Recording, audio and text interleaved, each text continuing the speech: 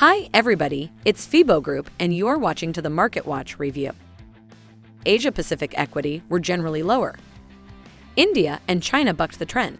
After yesterday's reversal, Europe's Stoxx 600 remains steady without any follow-through selling. The U.S. index futures are showing modest gains and are trying hard to reverse a two-day decline. The dollar is generally lower. The major currencies are doing well, with sterling and the Swedish krona being the best. Today, the Canadian dollar is still the laggard. This is little different from midday in Europe. Yesterday's recovery by gold from $1,828, which was a two-week low of $1,828, is continuing and is now probing the $1,855 zone. July WTI traded at $112.50 earlier this week after testing $120 earlier in the week. This is just a few days before the OPEC decision next month on output. It is possible that the OPEC pact may be coming apart. Asian Pacific market. The Bank of Japan reported that its balance sheet contracted by 0.7% over the past 10 working days. However, it has made it clear that it is too soon to tighten its policy. Yesterday's gains against Japan's yen saw the dollar reach JPY 130.25. This is its highest level since May 11. A few sessions earlier, the multi-year peak was reached at 131.35. Australia's energy regulator will allow an increase of 4% to 14% in electricity bills beginning next month.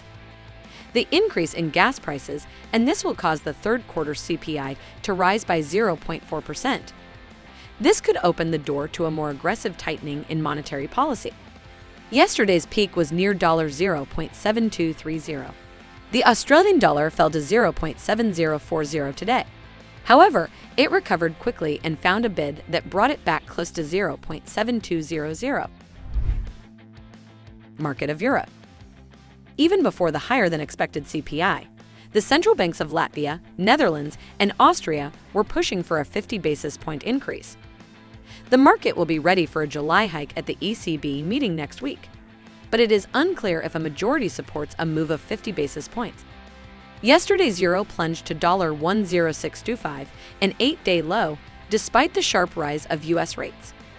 Today, the single currency is closer to 1.07. Today and tomorrow the UK will be on vacation with a decrease in sterling activity. Market of America. Bullard, the Fed's most vocal hawk, suggested that the Fed could consider a 75 basis point hike. He also supported 50 basis points for the next two meetings and warned against increasing rates too fast. Bullard suggested that the terminal rate could be as low as 3.5%.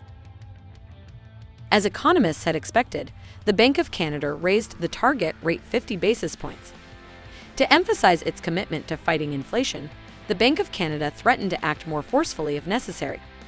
After the Bank of Canada's hike, the U.S. dollar rebounded from the CAD 1.2610 region.